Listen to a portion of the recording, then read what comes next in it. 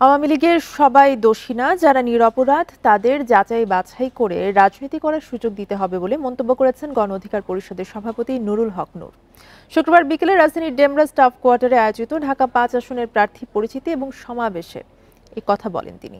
এ সময় নূর আরও বলেন, আগামী নির্বাচন জনগণের ভবিষ্যৎ, যা গণতন্ত্রের ভিত্তি প্রতিষ্ঠিত করার জন্য করা হয়েছে।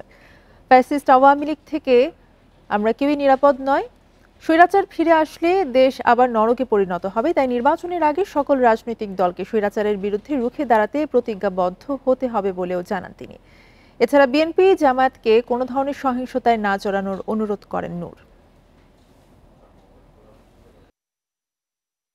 স্বৈরাচারী শক্তি ফিরে আসে, আমাদের সকলের জন্য সেটি আরেকটি নরকের অধ্যায় হবে। তাই আমরা পরিষ্কারভাবে বলতে চাই, প্রথমত রাজনৈতিক দল সমূহকে পরিষ্কারভাবে কমিটমেন্ট করতে হবে। সাধারণ আওয়ামী লীগের যদি কোনো দলে যোগ দিতে চায়, আপনারা পরীক্ষা নিরীক্ষা করে তাদেরকে দলে নেবেন।